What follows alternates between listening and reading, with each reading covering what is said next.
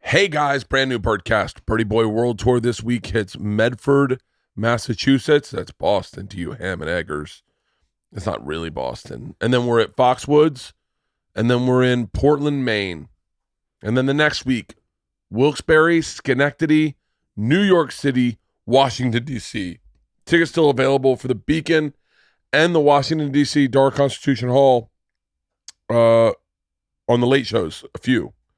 And I think we're going to release tickets for the Boston shows as well. Awesome. And tickets always available. We always hold on to a couple tickets to throw on at the last minute.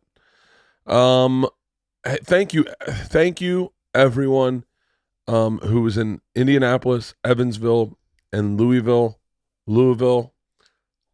I had an amazing week this week. My voice is shot because of it. I had an amazing week. I absolutely love touring. People, Tommy and Joe always say, why do you tour so much? You're touring like crazy, man. You're going to burn yourself out. I do burn myself out from time to time, but man, I fucking love it. Yeah, I really love it. I'm in my zone. I was a hot mess this morning, huh? A little bit. You're a saint, you know that? I know that. I just wish you knew it more often. I do know it. Yeah, sometimes though you forget. Sometimes when you're a little too wrapped up in your own business, you forget. I was sweating. Yeah, you were. I was having hardcore panic attacks this morning. Yeah. Maybe you should slow down on the booze. I didn't. I had a bottle of wine last night. Oh, okay. Was that morning, slowing it was the morning, down? It was the morning the morning flight. I had some booze on the morning flight. Yeah, that's what it was. This ain't my first rodeo, big boy. Why do you love me? Because you are a pure soul. I am pure. What you see is what you get, even if it's a tantrum. It's very real. I love that about you. Tell me about your new body. I don't have a new body yet. What are we down? What is it, 12 today? 11 pounds. No, I'm still just 11. 11 pounds. 11 pounds, yep. Leanne started the journey at the beginning of this year saying mind, body, and soul. Mind, body, spirit. Mind, body, and spirit. I got my mind and my spirit are in pretty good shape. My body was not in good shape. Not that obviously, vanity is part of life. I didn't look great, but I really felt like I wasn't taking care of my body. Like I wasn't taking care of it. Mm-hmm. So, squatting down to put clothes in the dryer and then standing up was efforted. And I was like, that may be a problem. I should be able to just stand up from a squat. I mean, I'm not 85. I'm 50. So that was really... You're not 50 yet. Don't do that. I'm 50 this year. You're 49 right now. I'm 49. You're 49. For a few I'm more not married months. to a 50-year-old right now. I know. You're not even going to be here for my birthday. Joe Coy was just here earlier, and Joe Coy said, yeah, I'm 50. And I went, you're 50? He goes, well, I'm like 48. And I went, you're not fucking 50. Don't say 50. Like, I'm 47. I'm not 50. I'm definitely not 50. No, but I am 50 in August. I mean, like... By the way, this is what keeps me up with anxiety. Why would you have anxiety about that? I have anxiety about aging. Yeah, aging. But aging is part of life. It's part of the journey, right? I might need to do mushrooms. As you get older, you should get more grounded and more settled, and more wise, more comfortable in your own skin. That's what I think, anyway. Well, I wish I could be more like you. I'm a shit show. Then why do you love me? Well, because you're everything for me. You're my fucking lighthouse. Okay, so I am your host, and you are my leech. Is that what you're saying? Yeah, this morning. I leached off you. Aww, I needed some good energy. You were very fragile this morning. You could tell? Yes. You were very fragile this morning. Yeah. But it's okay. We all have those times. You just have them more often than most. Yep. I have them too. I just have them like once a decade. I don't know why I don't have them on the road. I just have them here. It's because I really believe it's because here is where your vulnerability lives. Your kids, your wife, your home. You really love our home. You always have. And I think that you start feeling like the depth of how much you love your family. And that's very vulnerable. Would that be accurate? Those two morons were making me laugh so hard last night when they locked me outside. I know. And they were like, I can't hear you. I know. But that's where, this is a place where nobody cares if you write a funny joke. Nobody cares if you sell out an arena or what. Not that you're selling arenas or theater. Nobody cares. They care if you pick up from softball. They care if you let them have a Coke when mom wouldn't let them have a Coke. That's what they care about. Is a very real relationship. And I think I've always told you, you have a little bit of social anxiety, and those real relationships are a little scary for you. Whereas you can stand on stage and tell 3,000 people the most intimate secret of your life and have no problem with it. But sitting down face to face with someone and talking, having an intimate conversation is almost unbearable sometimes for you. So I think when you step into the world that requires you to just be yourself, it's a little scary. Halsey, did you expect this intro? No. My trainer thinks I should be a therapist. How many ball slams did you do? I'm so proud of myself. I had to do medicine ball slams where you go over your head and then squat while you're slamming them. And then you go over your head and you jump while you're slamming them. You have to catch them and let the momentum of the ball keep you going. Mm-hmm. I did 150. It was I think it was a 10-pound ball for, I don't remember how many I do at a time, and then an 8-pound, and then a 6-pound, and then a 4-pound. So it starts with the heaviest and gets to the lightest, and my triceps are killing me today. Really? But nothing else is sore. I couldn't believe I could do that. I didn't think I did that many, and at the end of our training, he gave me a big high five, and he was like, 150, and I went, 150 what? He said, medicine ball slams. I was like, there's no way. There's no way I did that. But I did. It's pretty cool. I phoned it in at Hot Spin today. Did you? How come? First 6 songs, I was in it. And then song 7, I feel physically ill. I think I drank too much water. So what's that, like 20 minutes in? 15, 20 minutes in? No, it was at 25 minutes, the class is 50 minutes. Okay. At 25 minutes, I was like good. Okay. Up until 30 minutes, I was good. And then my last 15 minutes of class, I was hurting. Were you hurting? 40 to I think you have a little cold. I think you're a little under the weather. You think? I do. And I know you always say your cold goes straight to your chest, but I think you have I've been a little emergencying the fuck out of it. I think you are a little under the weather. Oh. Maybe I'll take a NyQuil and go to sleep tonight. Or you have really bad allergies, which would not be shocking because it is. You see how many blossoms are on that orange tree? They are covered. Is that what it is? And then it's windy. And All right. anytime it's windy in LA, you have allergies. Today's podcast is with a guy I've known for a very long time. We talk about how we met. We met through my cousin. My cousin set us up. I did his podcast. He used to do a podcast called Total Frat Move. Remember Stephen Fromkin wrote that movie, Total Frat Movie? Yep. And they had talked to me at one point through Jared. Here's what I'm going to say. And I'm talking about myself right now. Sometimes when I don't know the right way to say this. Here's what I love about young comics. Okay. Their mind isn't wrapped up with ticket sales or podcast info or podcast numbers or ticket prices. They don't give a shit about any of that. They're just looking to get into clubs and be funny. That's it. Yeah. That's what it's so refreshing. Guys like Jared, guys like Chris DiStefano, Giannis Papas, Andrew Schultz. They just, when they come on podcasts, they just bring thunder. Yeah. That's why I say, anytime you see a name and you go, oh, that's that guy from New York, he's young, right? That you forget, those are the funniest motherfuckers on podcasts. More often than not, that is the hardest you laughed on podcasts. Because I'll tell you right now, you found me when I was a young comic on Rogan. You found Tom when he was a young comic on Rogan, or Joey. It's I can get, and you know, if you listen to this podcast, I can get obsessed about the story of how someone got there, or what their journey was like, or what it was like to do. Man, you bring young guys on their podcast and they're just fucking funny. They're just funny. I remember being a young comic and just all I was like, anything over the lines, I'm taking it. Anything on the line, I'm taking it. I just wanted to bring thunder of funny. Jared Freid brings thunders of funny. He's got a podcast right now called You Up Podcast and JTrain Podcast. JTrain Podcast. He was just in La Jolla last weekend.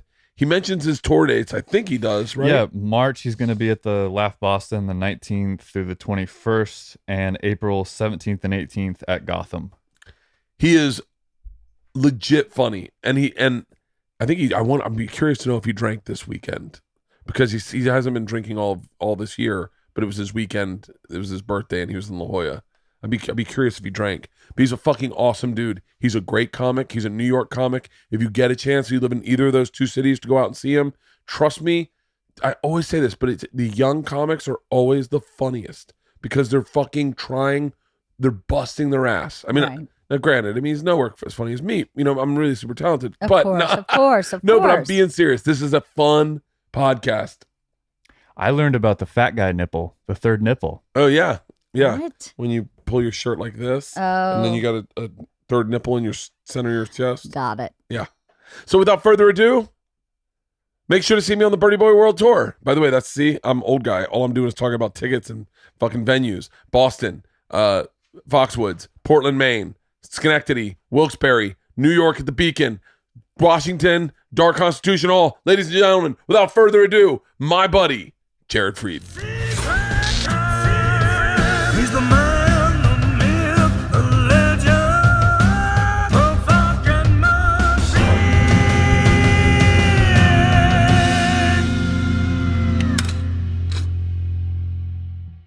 What are you doing out here? Just come out to do I'm in press? San Diego. Are you doing La Jolla? Yeah, Oh. I heard it's great. You haven't done it yet? Never. Oh my God, it's one of my favorite clubs. Really? It's one of my favorite clubs in the world. It's super intimate.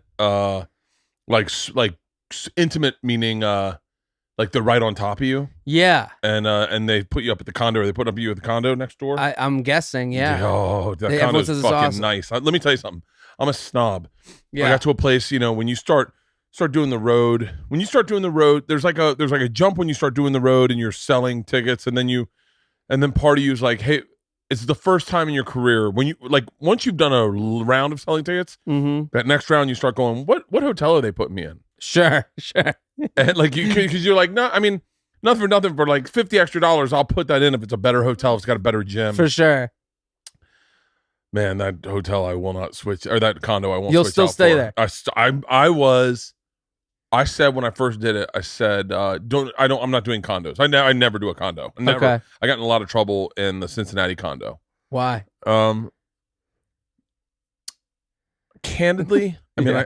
this is what I think happened. Okay. I didn't leave a tip. And you have to tip the condo? You had to tip the person who cleaned the condo. The person that cleaned the condo was the Oh. door guy. And this is my daughter, Isla. Hi, I'm Jared. Nice to meet you. So you had to tip that guy. I did not. I didn't tip. That was a mistake on my part. Okay. I didn't even know. But that's I didn't even know something like that existed. Like I just Sure. was like, I Do you tip the maid at the at the 100%. hotel? Yeah, but I You usually do? yeah, but I'm a pig. I don't let them in my room from For the whole time. So by the time they get to it, it's pretty trash. See, I always don't know. I'm like, doesn't it switch every day? So if I leave it at the end, if I Oh. get it every day, like if you're not letting him in the whole time, okay, that one person gets the tip. I get that. Yeah. I never know if do you leave it every day? You should, I guess. Now that you say that, I don't know. I always just left a big tip at the end of the week, figuring they'd share it. I just didn't know. Yeah. But so I did. I was in the Cincinnati condo with, I want to say Ryan Dalton, I guess. I can't remember. And I didn't tip, and then I got a phone call saying I wasn't allowed in any Funny Bone condos ever again because I'd trashed it. What's crazy is I'd cleaned the condo. It's like, But don't you get a warning? Isn't there a No. flare sent up? Like, hey man. no, they said I had shit on the bed and thrown up all over the walls. Okay, well, hold on. I thought you were gonna be like the towels were left. Like I thought this was like something my mom would get mad about. My mom would be like, "You didn't leave. You left the bed unmade. You shit in the bed. That's how a meth addict leaves a place." It was funny because the call came in, and I said, "Hang on, if you really believed I shit on the bed, wouldn't you go, hey man, are you okay? Are you okay? Yeah, that's I understand that you shit on the bed and threw up all over the walls. sure. What happened would be your first. You wouldn't be get out of here and never be be seen again. It would be, hey man, let's have a talk. Let's listen. The next time you're at the Funny Bone, we're gonna start with an intervention. I was at the Grove with my kids. I had just flown back, and I got an early flight. It's Monday. I'm at the Grove with my kids. We're going to see a movie. I go in. I get a phone call from my manager at the time who said, "Hey man, what happened in Cincy?" And I said, "Oh," and by the way, it was just a crazy weekend. So I go, "Oh, I'll tell you about it. Let me go. I'm going to the movie theater with the girls." Sure. And by the time I got out, it was, "Hey, you're not allowed at any condo at any Funny Bone ever." And I was like, "Wait, what?" And the next weekend I had Toledo booked, and Jeff was the owner, I think, of Toledo at the time. I think now he owns Kansas City or Kansas City. And Jeff was like, at the end of it's so crazy because in Toledo, the toilet broke. They had an electric toilet at the Toledo Funny Bone. Okay. So you can't shit in it, right? So you gotta go on the bed. So the next week I'm there. So, I guess the next option. Yeah. The next week I'm there and the toilet breaks and they're like, of course it does. Of course it does. It's Kreischer and his shit. Yeah. This guy is out of fucking control. Out of control. Yeah. And this manager was there's two managers. There was one that was like hilarious. I think his name was John, and he would be like, you'd see him and he'd greet you with such salesman energy. What's up, homeboy? Yeah. But he was the funniest fucking guy. I think he just managed a restaurant, but there was this other guy who was young who was so fucking inappropriate. Okay. First thing he does is he comes back to the green room, really aggressive, and he's like, I come off stage, right? I come off stage. It happened when I was on stage. Mm-hmm. It happened while I was on stage. I come off stage, and he's standing at the green room door, and he just greets me. He goes, "Did you shit in our toilet?" And I was like, "No." And he's like, "Yes, you did. We know about you. You shit in our toilet." By the way, I don't realize the word has gotten out across all the boards. I didn't realize that this had gone to everyone. Like it had been a mass email that they had shared, and I was like, "No." And he goes, "No, we know about you. You shit in that toilet." And I go, "First of all, I didn't shit in the toilet. Second of all, this is super aggressive. What's going on?" I didn't even know what's going on. And he's like, "It's flooded. The green room's flooded. It's fucking flooded." And I was like, "Okay." I was like, "Well, I when did it flood?" And he was when you were on stage. And I go, "Okay, I couldn't have shit in it when I was on stage." Well, just the fact that you're having the discussion with him now is like some sort of like admission. Also, if that email went out, the minute you walked in, the whole wait staff is, that's the guy. Everyone. That's the guy. Everyone. That's the guy. Everyone. So we do, that's the first show. Okay. We do the second show. And as I'm about to go on stage, it's been now I think about an hour since that happened. As I'm about to go on stage, he goes, "Oh no, I have to apologize. One of our bitches is on their periods and flushed a fucking tampon down there." Okay. No, and I was like, all right. And then he went from waitress to waitress asking if they were on their period. Okay, and this guy fucking. By the way, that is Toledo, he in jail now? Like that Toledo Funny Bone was so fucked in so many fucking ways. That sounds like a bad workplace atmosphere. Can you imagine someone just walking around? Who's on the rag? Like he literally went from girl to girl, and then I stopped him. I go, "Hey man, by the way, this is way before me too." I was like, "You're definitely not allowed to do that." Yeah, that's how unwoke this dude was. Is that he was doing that, just going up like they're like bringing a tray of food out, and he's like, "Are you on the rag?" Yeah. I don't even know how that guy operates today. Like, how is he? He was so fucking aggressive. I mean, imagine him today. He's like, "They won't even let us ask." Like, how am I supposed to fuck someone if I can't ask them if I want to fuck them? That's right. Come on, man. He was that Toledo Funny Bone. This was like the craziest. It was like the Wild West of Funny Bones. Back when there were no fucking rules. Just anything went. I remember we went in and we did Andrew Z was the guy's name. Okay. Andrew Z was the morning radio show. Okay. And if you did well on Andrew Z, you murdered. You sold the whole weekend out. Okay. First time I ever sold out a weekend. Not sold, it was papered, obviously. Sure. But I go in and I do Andrew Z. and I do very well on radio. Mm-hmm. I wake up that night and Andrew Z's like texting me or call. I don't even know if text was that big back then, but texted me and he's like, "Yo, I got a pizza place down the street. Why don't you come party at my pizza place?" We owned after a the pizza show. place. Yeah, Okay. he was like the big fucking DJ. Yeah. By the way, I hope Ziza. what was it called? Oh, I think it was called Andrew Z's. Okay. And so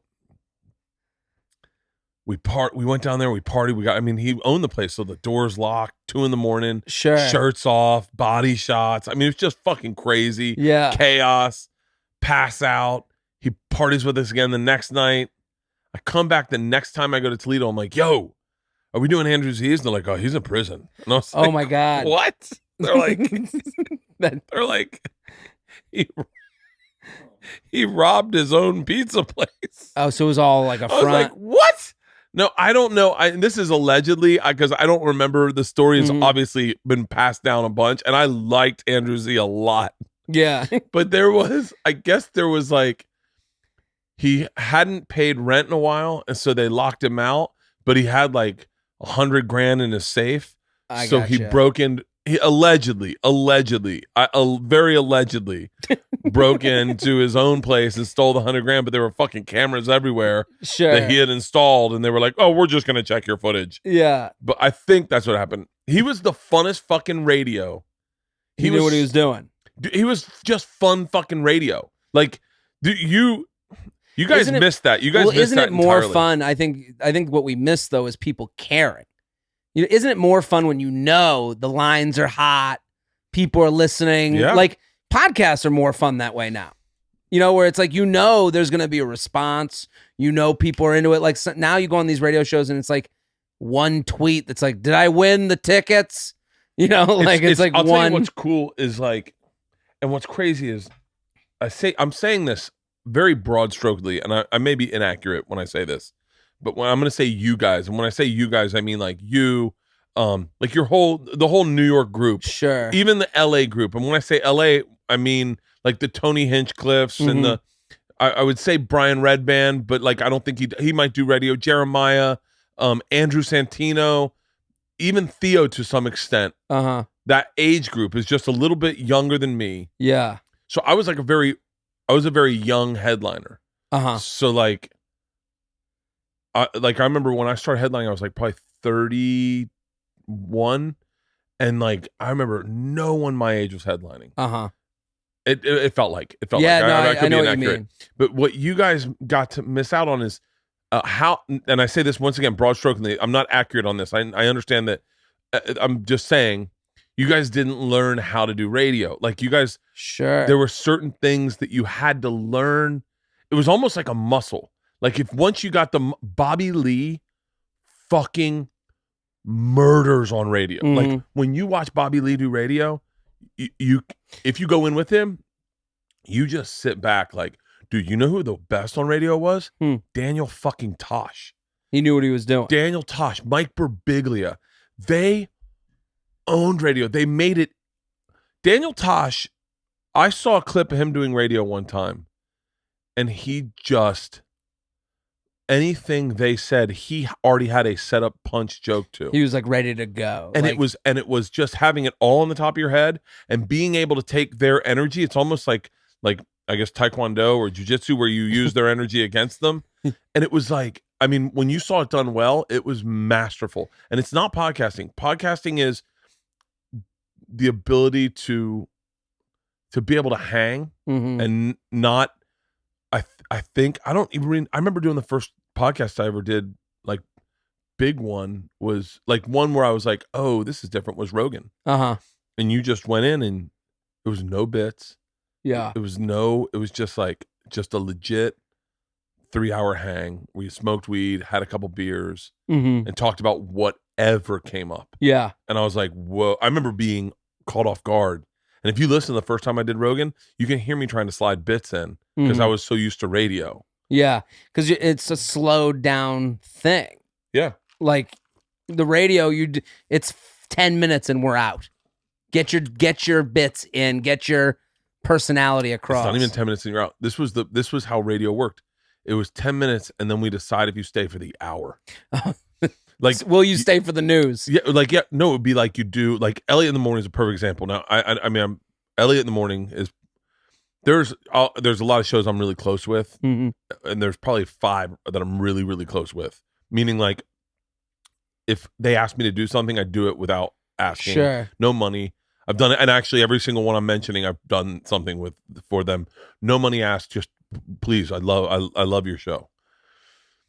Elliot in the Morning was the first show I went in, and it was almost like the club told you, if you can do good for the first break, like the first 15 minutes, then he'll keep. And so it was almost like hooking up with a chick. Yeah, like you just wanted to have enough fun at dinner, so if she was cool at the bar, if she was cool at the bar, if she would go to maybe they go to the next bar, yeah. And then you're touching the small of the back. Yeah. And then it's like, hey, I got beers at my place. And that first Elliot in the Morning, I was fucking her on her counter. Yeah. I was so good on that fucking show.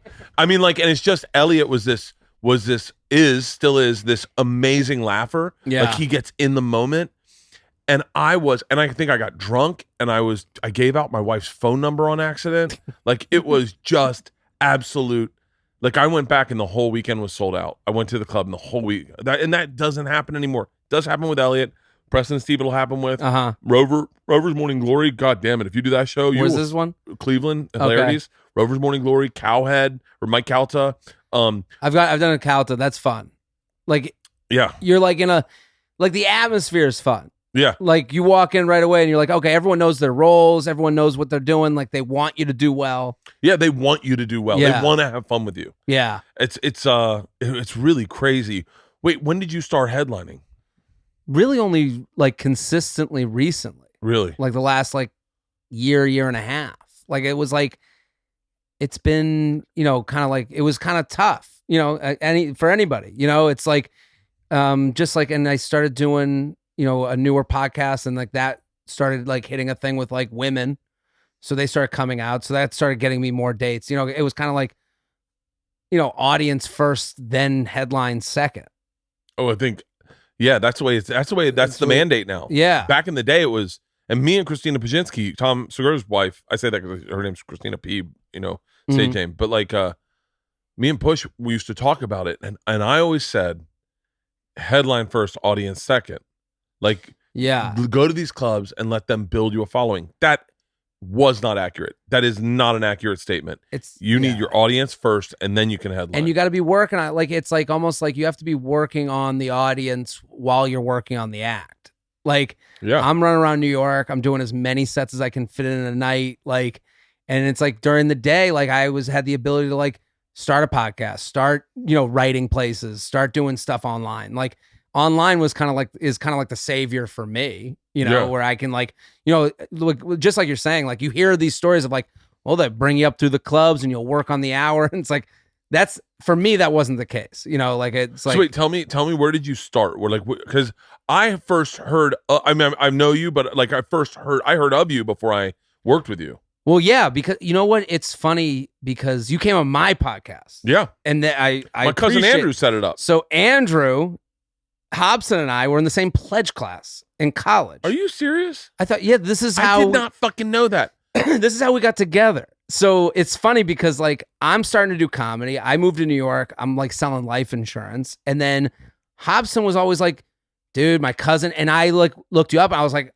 immediate fan and like knew like, and I like knew your stuff. And then like I'm trying to just do open mics in New York and all this time, like figuring out my own shit, and it was so funny because like, the whole thing with like I knew the Machine story, like, and I knew like the, I knew your origin story, so to speak. And it's like, it's funny because I started doing like writing for Total Frat Move, which was like one of those like websites that was like frat guy, like all these, like at the time when I started doing comedy, like all these like Bro Bible, TFM, Barstool, all these little, I like, hope they serve beer in hell was big at that time. That was huge. And it's like, listen, I was in a fraternity, but like, I wasn't like my parents didn't do it. I wasn't like joining a fraternity because I was like, I have to go with my dad. I just want to have fun with a bunch of dudes. Like, I just enjoy And like Hobson and I, we pledged together and who he is also fucking hilarious. Like, he is one of, he really genuinely, and I think I was late to the game on this, one of the funniest human beings. Dude, we used to, when we were pledging, there's this fucking, he used to do this dance. I think he, okay, to Funky Town. He would do a whole thing to Funky Town, okay, when we were pledging. And all the brothers in the house, like, he would perform it, like, for the brothers in the house. And Funky Town became, like, his thing. Oh, I'm going to definitely play Funky Town on the bus this weekend. Play it this weekend and see if he lights up. And he had this whole bit for Funky Town. But the bit was so fucking hilarious. Like, we loved it. Everyone we get drunk. Funky Town, put it on. And I'll never forget. I just was talking to one of our other buddies on the phone before I got here. He goes, "Do you remember the last Funky Town?" And we were like, "Oh," and I was like, "Oh shit. Yeah, there was a moment where it ended. We were like, do it again. And he was mid through it. We were like, it's over. Like, we all just like, we're like, stop, it's done. And it was like the end of Funky Town. Like, it was like the perfect example of, like, you know, the joke that, like, has been done into the ground. Yeah. And then you're like, hopefully he'll come back again. But it's like, this is done. And I just remember, like, the brothers being like, it's enough with Funky Town. Like they're mad that we're like, well, what about Funky Town? We'll do it. Like, that was how we cheered up the brotherhood. Yeah. And I just remember Hobson was like the best at this one thing. Oh, So funny. But then I get out of college and I'm doing, like, what I would do on stage. I didn't know that, like, this was a brand, you know, like, to be a fun guy, which is a by the way, brand. isn't that crazy? It is a brand. Well, that's the thing. Like, and so a lot of times people would bring you up to me. Yeah. And I was like, to me, that's a huge compliment. That's a huge compliment to me. well, that I would be brought up to someone. Well, that I'm like, but I also, like, I was like, and Hobson, like, got us together over Twitter to, like, come on and you came on, and it was great. And it's a fun episode. And we talked about, like, you know, we talked about, like, just, like, frat stuff, because it was a TFM podcast. I had went to them back in the day on a bachelor party being like, hey man, to those guys being like, I want to start a podcast. They were like, what's a podcast? I'm like, perfect. I was like, I'll host it. You guys. What happened to Total Frat Movie? I think they're still around. My buddy wrote a movie for them. They did a movie. They did a movie. Total Frat Movie. They reached out to me to see if I wanted to write a movie, and I kind of met with them. No, they had a movie. I think they had a movie, and they needed someone to clean it up or punch it up or restructure it. I forget what it was. And I remember being like, I'm too busy. And my buddy Stephen Fromkin ended up, I think he was connected with them somehow, and he's like, I'll just fucking write your goddamn movie. And he sat down and wrote the rest of the movie. I remember this because it was all like it was all through, like, kind of Patreon-ish before Patreon. Yeah. And I was writing for them, like, and they're like, well, maybe we'll have you in the, because I'm just, all this time, I'm just looking to go to places, be funny at their place, like, kind of the online version of a comedy club. Be funny on their platform, and take as many Twitter followers and Instagram and when the Instagram came up, as I can.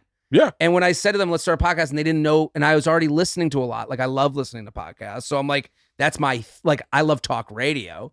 So, dude, like, I loved talk radio when I was a kid. I would listen to talk radio when I laid in bed. That's how I went to sleep. Oh. I put sleep timer on 20 and put on WEEI, like Boston Sports Radio. 970 in Florida. I forget what it was. 970, and there was another one, I think 1250 or something. And I would listen, or maybe it was 750 and 950, and I would listen to them at night. It was like a great way to go to sleep. Yeah. And when I found podcasts, obviously the first one I think everyone found, maybe not everyone, but the first one I ever heard was Ricky Gervais, and it blew my fucking. I never had seen comedy on a radio done this way, of like cursing and just. I never listened to that show because they went to paid. Remember, they were like the first ones. I got CDs.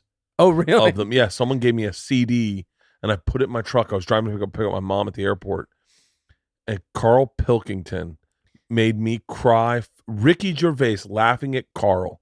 Stephen Merchant and Ricky Gervais laughing at Carl, and I couldn't tell if he was joking. I was crying laughing. And then they made the cartoon, right? Yeah, but and that's like, they lost me after that. Like, sure, the organic I've never been a fan of cartooned podcasts. Okay, yeah, and for some reason that loses me. But man, that original audio podcast was like, shut the fuck up. But I remember coming in after that. That's like when okay. So then the next one was Isla clicked on a picture of Tom Segura. My girls knew Tom and Christina very well, Mhm. especially at the time when they were broke. Clicked on a picture of Tom on the computer, and it was Tom doing Rogan's podcast back when they had snowflakes. There used to be Okay. snowflakes on it. And I'm listening to Tom and Joe talk on my computer, Yeah. and I'm like, wait, Isla, what the fuck is that? And then she's just sitting watching Rogan's podcast because she saw Tom on it Sure. and is just watching it. And I sat with Isla and watched. This must have been, I mean, just Google Joe Rogan. It must have been That's Joe fun. Rogan, JRE, fucking number 3 or something. And so like, And they're just hanging. no, they used to answer questions. So people could write in questions Sure. and they'd answer questions. And then the questions kind of took a back seat to the hang. Mm-hmm. And then they get high as fuck and just hang. And then, but I mean, that was like, and then I want to say like a weekend after that, I listened to maybe Janine Garofalo or Doug Stanhope on Mark Maron. Uh-huh. And I was fucking, then I was like, oh my God. I mean, that was early Maron Yeah. was such like a fucking game changer. Yeah. Tom Segura and Joe Rogan, number 20. What date is that? I'm going to guess. Isla was probably 3 or 4. So this must be 2009, 10. Oh, no, it's It's got to be earlier than that. it's got to be earlier than that 'cause I think we lived in this house then. But anyway, Yeah. dude, Dude, I remember taking the iPod Mini mhm. before I went to work. I started comedy in 2010. I was selling life insurance before that. And before I go to work, I would plug in my iPod Mini to get Corolla in 15-minute segments. And it was his radio show turned into a podcast. Yeah. So I became a huge fan of, because Howard Stern's behind a paywall. And I'm Yeah. listening to Stern because I had a car before that, but then that ran out. So I'm looking for new stuff. So the obvious transition was to Corolla, 15-minute segments before I left for the day. And I became, podcasts are so habit-based. Like, Yeah. they're all about habit. On the way to work, at the gym. Like, I have a gym podcast. I listen to a podcast while I lift, and I listen to music when I run. Like, I understand, and you're inside of people's heads. So just like I mean, who knows better than you? The relationship is so intimate. It's so intimate. I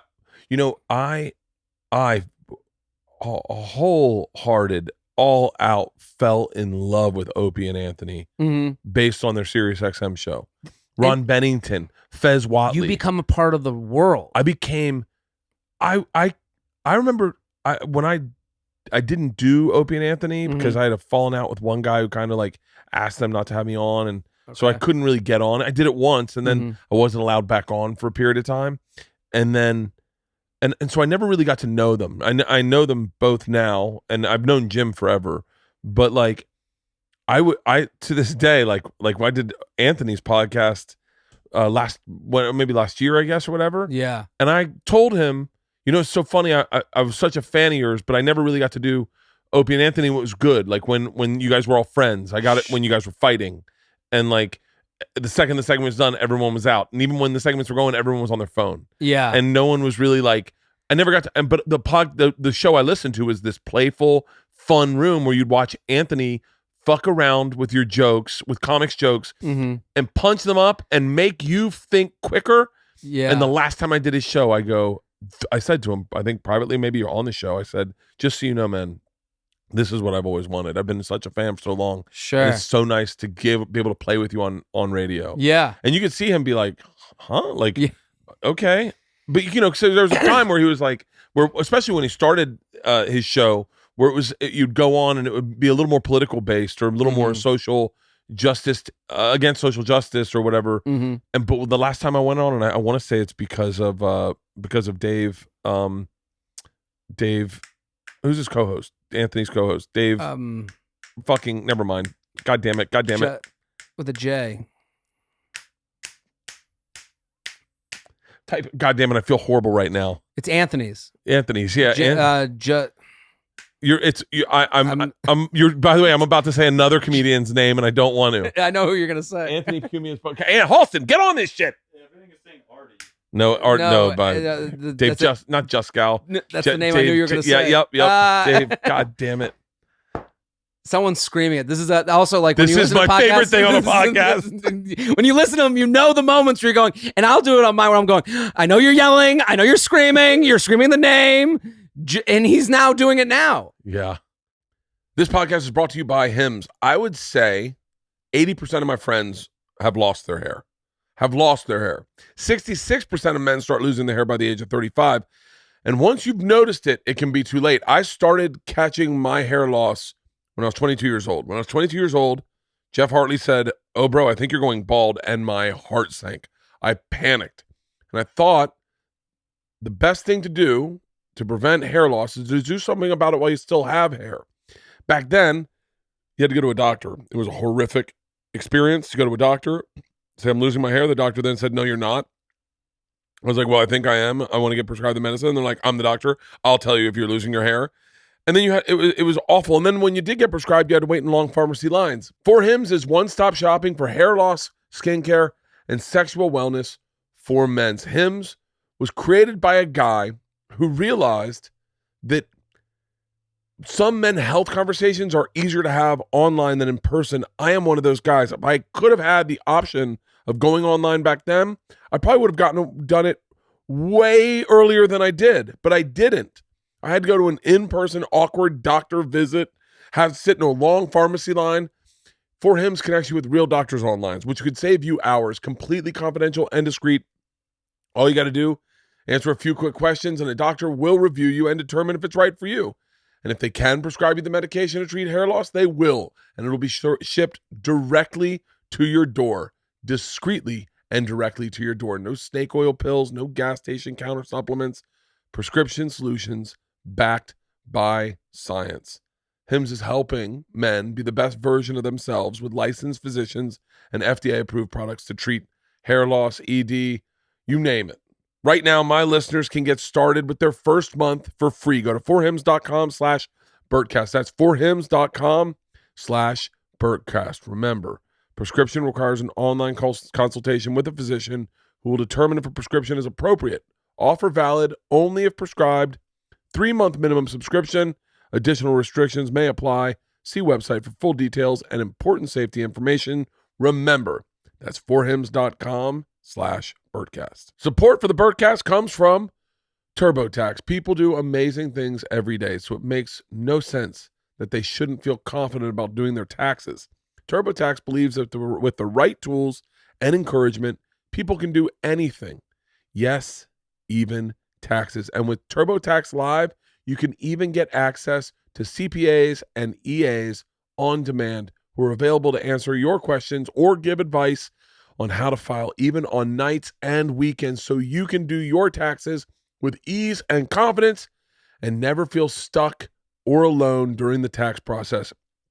You can also rest assured that you'll be getting the best possible outcome, which means you can file your taxes quickly, easily, and get back to all those amazing things that people can do every single day. TurboTax. All people are tax people. Anyway, it's because of him we had so much fucking fun on the show, and so no. Jim Norton. Look, Jesus, now we both hate you. So, but like I would do Opie's show when Opie was still on Sirius XM and Jim and Sam were doing their thing.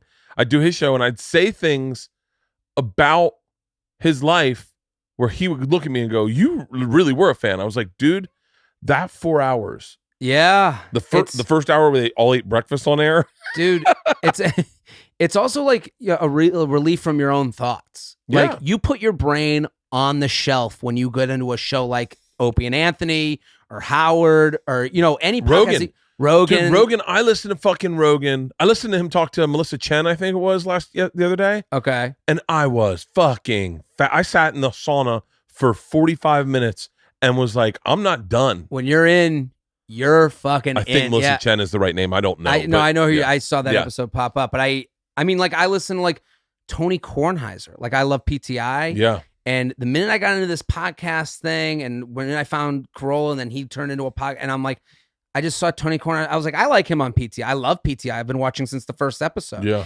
And now I'm in on his world. And he used to do live podcasts at a restaurant that he owned. Oh my So God. in DC, I'm in DC. I was like, they start taping at like 7 a.m. I woke up like as if I was tailgating for a football game. I woke up and I went up to him and I was like, hey man, I was like, I just have to say hi, thank you. And like, I know, because listen, I don't have the audience that you have or he, but whatever. But it's like, I have people that come up to me and do that thing where they're like, thank you.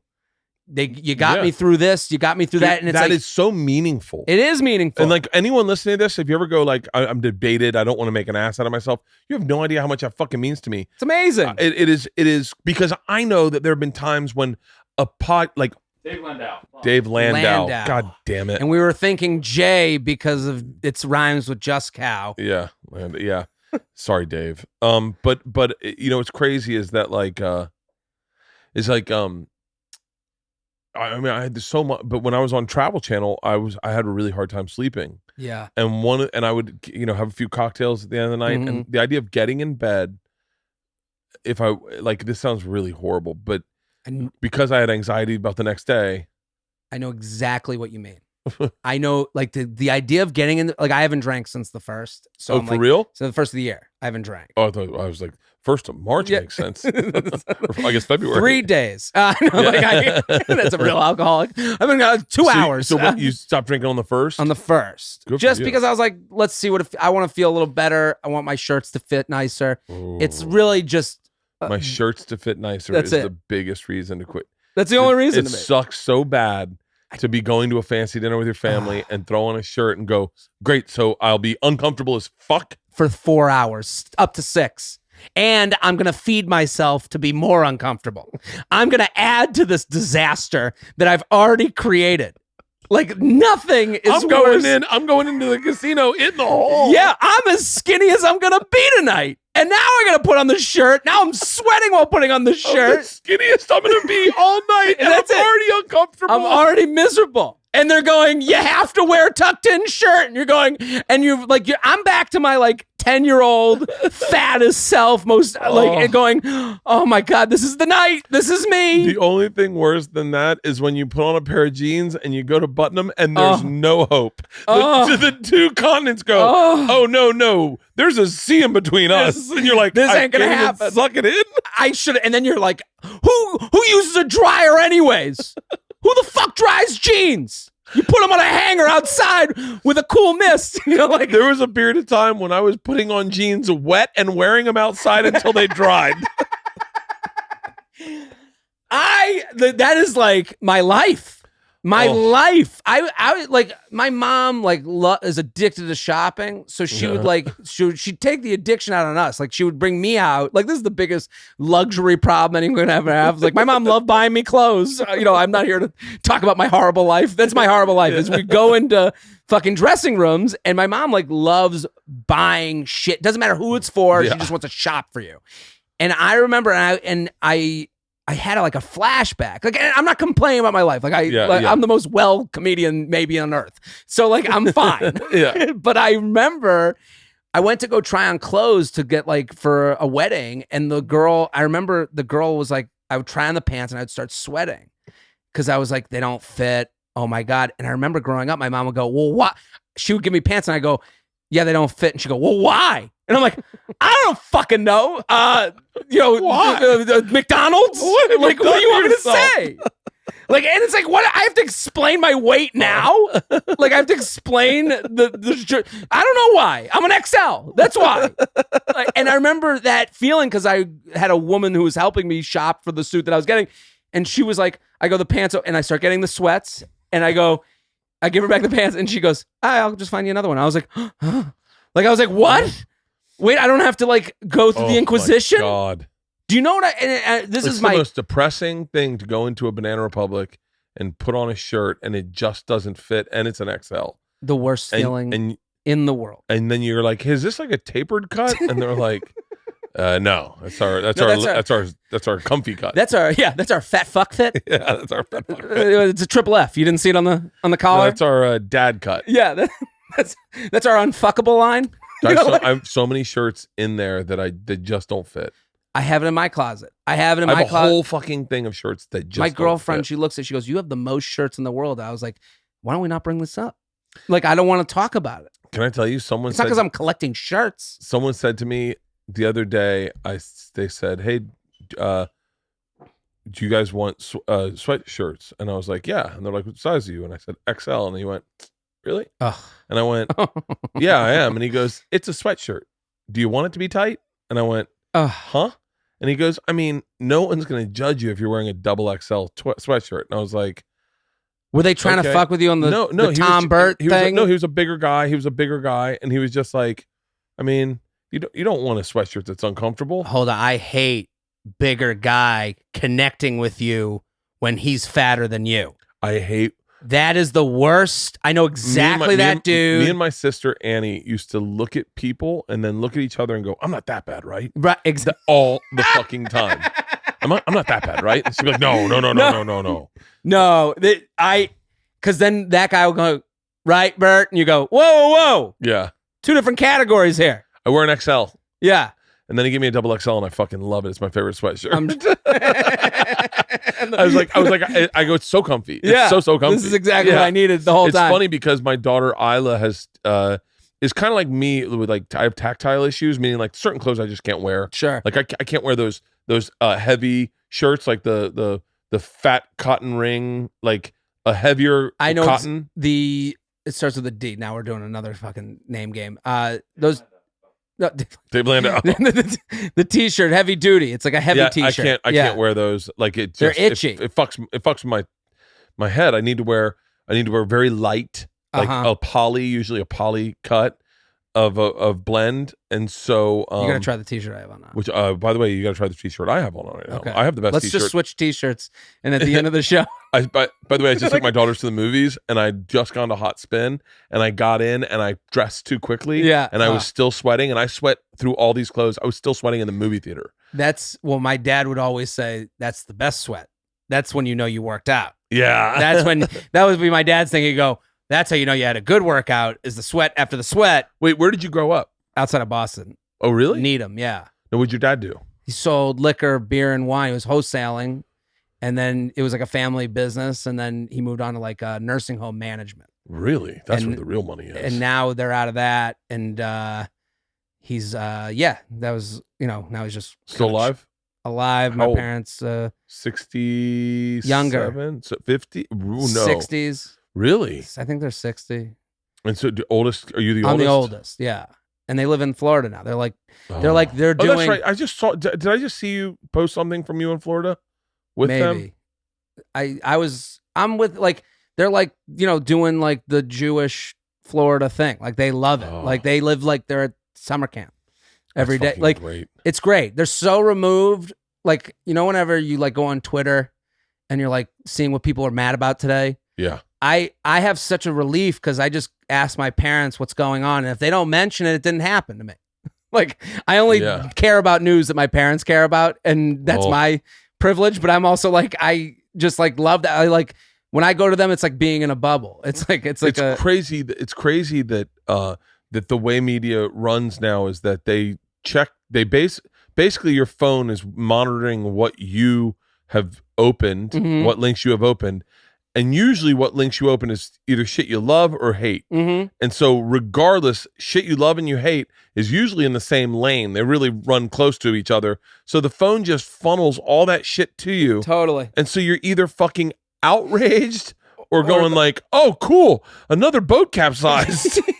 I don't know why fucking all I get is like launchings of yachts. Really? Anything yacht oriented, Oh, wow. I see yachts all the time. I get like food stuff because I like a I don't get like, any food stuff. You get no food. no food stuff. It's I can give yachts, you some good food people. big to wave follow. surfing. Big wave surfing? yeah, Are you a surfer? No, not really. But I just started following this guy. I think you dig this guy because I think you and I Yeah. have the same brain. Well, that's the thing. That's why I always wanted to ask you about this because I was always like, like in the beginning, people would always back to what like people would be like, you and Bert, like whatever, and I'd be like, I think that's just because we're two fun guys. Yeah. That we like to have fun. We like to drink. But I think that I'll say for me, I won't speak for you, obviously. But I think people underestimate us, and they think that we just party and have fun. Absolutely. And because I know for a fact you have been in the hustle of like start a podcast, switch a podcast, go and do just the hustle of like, hey, no one's gonna give this to me. I got to get it myself. Absolutely. You're like, you're like looked up to, and like that. I'm not just saying that to feather your nuts. It's like, you're someone that you're like, look at what's going on right now for you. I was in Cleveland. We did our live podcast at that Cleveland where you were doing your shows. Where'd you tape in Cleveland? The Agora. So I'm at the Agora doing a live podcast. The room is too big for us. It's a very big room. It's a very big room. The U Up podcast, we were like going to do live shows. We have a lot of women that show up. We gave the agency the listeners. We go, here's how many we have. Yeah. And then they went and someone needed to look cool, look good. We could have been at Hilarities and had a fucking great time. Hilarities is such a great club. I love that club, and I love the guy, Jason. Is that the guy? Whoever manages it. Yeah. The nicest guy in the entire world. Oh, it's a family. It's a mom and pop shop. And they care. They really genuinely care. I love it there. Yeah. And we at the Agora Theater, and I'm looking at it. I'm like, this is a beautiful, huge theater. And I'm like, you're embarrassed. I'm like, we got like 250 here. Yeah. It's a 1,400. And then they go, you guys ever hear of Bert Kreischer? I'm like, yeah, I love Bert. They're like, he's got like 10 shows here. I was like, no, fuck. And I was happy. Like, I was fucking happy for you, because that's not, and what you're talking about with like the hustle game, like of like, that's not, you're not doing it on like, you're not the friend on a sitcom. Yeah. I think I got to I learned a bunch of very valuable lessons. And by the way, and I always have to give credit to Segura. And I think if you want to learn anything in this business, the number one thing is have like a best friend or a confidant or someone you can trust across all like someone that you can go to with, not someone that's like, you don't want to be someone's baby. You don't want to be like, they used to call it daddies, is like, and that was the one thing I learned is do not ever trust in a daddy. Like these comics that are like movie stars or big names, and then you have to go to them to get dinner or some shit. And by the way, I'm gonna say this to any comic listening right now: don't ever, ever, ever say to a headliner, "Hey man, I need some work. Like I got to pay rent." Like don't ever make me feel like your rent is contingent on whether or not I work you. Now, I've set it up so that like I've set it up now so that anyone that works with me can work with me any weekend they want. Just because we have the tour bus, we have the room. It's no extra money. It's like $200 extra for me to have them work for me. It's not a big deal. I mean, obviously, and then I pay them, but like. You want someone that's gonna like inspire you and not someone you're gonna resent. Dude, I left a manager because he said something similar to that, and I worked with one comedian who said something about, hey man, I need this work. My kids got to eat, and I went, don't ever put that on me, man. I'm on my own path, and you need to be on your own path, and you need to distinguish yourself from the person you open for, and that guy can't be your guy. You need to do it on your own, and if you're behind a guy, like just trailing that guy. And by the way, don't get me wrong. I know a lot of people are probably listening to this going, hold on. Doesn't Joe help you out a lot? Dude, Joe is a fucking angel. Joe Rogan. Oh yeah. He's an angel, man. That guy is one of the greatest guys. He's willing to give you the shirt off his back. But Joe will be the first to tell you, don't depend on me. No. I can't give you work. You got to establish yourself. I can give you every opportunity to present yourself to as many people in the world, but once that happens, you got to get your own podcast up and running. Dude, not to fucking preach on this, but like, please. If I didn't have this podcast, if it wasn't for Joe, I wouldn't have this podcast. If it wasn't for Joe, I wouldn't have started telling the machine story. Like, he is the guy that puts you in the position to succeed for yourself. But he inspired you. But he inspires you, and you got to do it yourself. You can't just sit there and go like, so when's the next date? Like, you got to like look at Hinchcliffe has got fucking Kill Tony. He's doing his own shit. Like, dude, that you can't. That's the number one thing. I can't be with you anymore. Listen.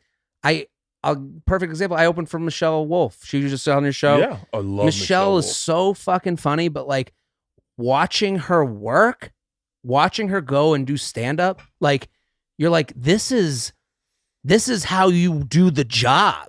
Like she is doing, and I'm like, I sit there in awe. I'm just like, she's fucking one of the funniest comics alive right now. One of the funniest humans alive. She's killing it. And then you watch her like come every night, fixing, rearranging.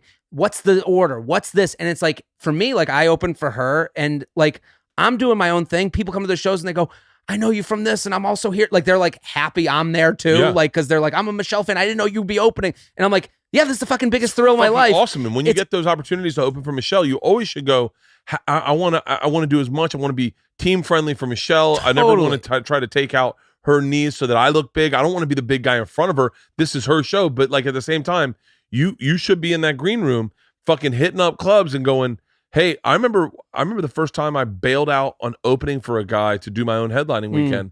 And he was pissed. He was like, what the fuck, dude?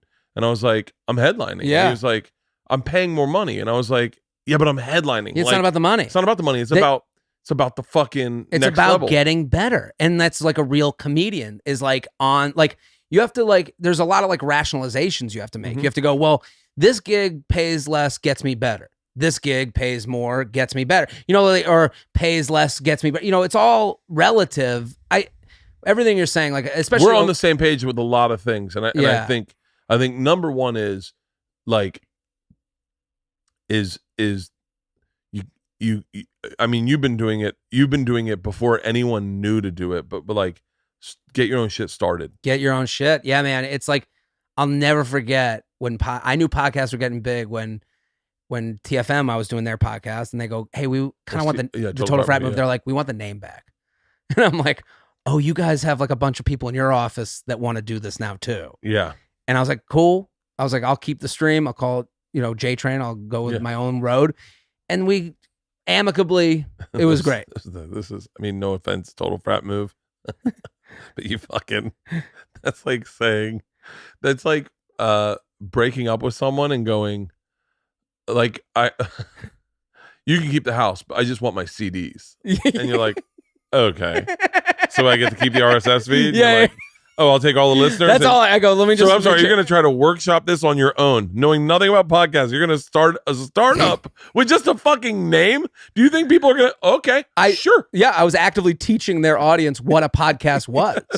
And that I don't feel I screwed them. I mean, I do. They just, they're the fucking idiots. Yeah, like, they should have been like, we oh, want the that's name back. You're like, oh, 100%. Take the name. Yeah, okay. This isn't even the TFM podcast. Anyways, I was taking, I mean, just like you said before, you're like, it started as taking emails and then became a hang. Mine kind of went the opposite way. We were a hang that took emails in the end, and now we just take emails. I get 50 a week. Yeah. Like just being like, help me with my problems, and that's the show. But it's like, it's so funny to me, like when you see that moment where you're like, oh, now this is becoming a thing. I better stick with this. I got to stick with this daytime gig. At the same time, I'm working my act out to make sure I don't embarrass myself on the road. Oh, the second I knew podcasting was a thing is when I started seeing companies start up and the Chubby's podcast. I just did Chubby's podcast. What's Chubby's? Chubby's is like a shorts company in San Francisco. Oh no, they came out a while back. They're like, you want to do our podcast? I was like, yeah, great. I remember buying Chubby's like 10 years ago. What were Chubby's? They were these short shorts, and they were like they had great marketing. Look at them. You got to look at them. By the way, I might want to do Chubby's podcast. You might, when you're in San Francisco, you should go. The guy does it is great, and it's like American flag short shorts, and they're stretchy waist. I think you'd be into them. My brother and I, the first minute we saw them, we were like, yeah, we just purchased them. Like 4 seconds later. I got distracted. Joel Osteen's coming to Ontario. Joel Osteen, February 3rd, April. Are you a 3rd. fan? No, but I will definitely get high as fucking go to a Joel Osteen. Fucking This is what I'm talking about. April 3rd. What a fun thing. 3rd. Hold on. This is, oh, fuck. I'm on the road that weekend. No, am I? No, I'm in fucking Milwaukee. No, I mean, I'm in Milwaukee. Yeah, can't wait. Please I can't wait to be in Milwaukee. But god damn it, I would love to see Joel Osteen. That's such a funny reason to go to Joel Osteen.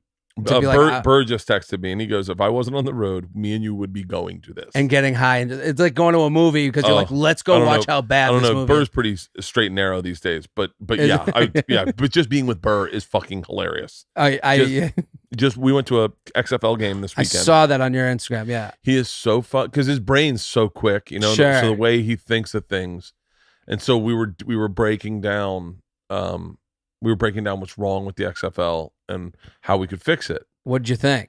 And we're going to talk about this. I think we will have already done a podcast about this, but we're Okay. doing a podcast about this. But the thing that's fucking this up is everyone wants to get to the NFL. So everyone's using this as an audition tape. So like, you remember how bad I'm a bad auditioner, but like no one wants to watch anyone. The people that get the roles aren't the people that go in and just try to get the job. It's the people that are meant to get the job. The people that are just naturally perfect in the moment. Totally. And so what they should be doing, in my opinion, the XFL we kept saying to each other, we didn't come here to watch either team win. We came to watch them play. Yeah. We want to see fucking UCLA versus Stanford every fucking play. Okay. We want to see a mix of Australian rules football Trick plays. meets soccer, Yeah, meets yeah, you want- lacrosse. you Like, want I all want the trick bells and plays. whistles. You wanted fun. I want fucking razzle dazzle. Sure, I And get if you. they and then I mean, not to go into too greater detail, we'll cover this. Yeah. But like the other thing they fucked up on, and this is ground zero for what could make this league successful. Okay. They should recruit from the colleges around the city they play in. To make sure that there's like a personal connection to what's going on. There's a guy that plays for the Los Angeles Wildcats. Okay. And, Is that the hand signal? Whitfield, I think is his name. He's a wide receiver. He played at Florida State. And I was like, I'm gonna go buy his jersey. Yeah.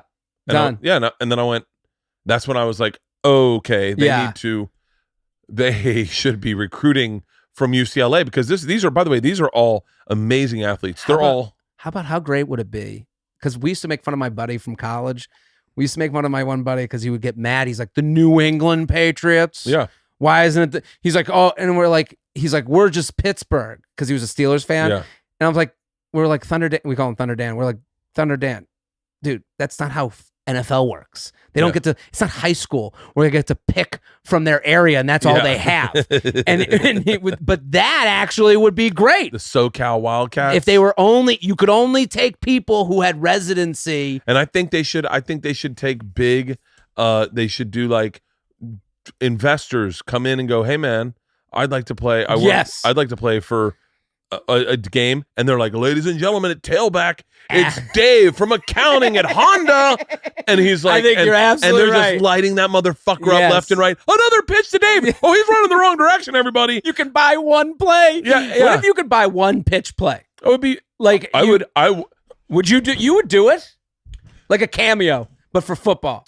How much would you spend To do a 22 dive. Hold on 1 second. Yeah.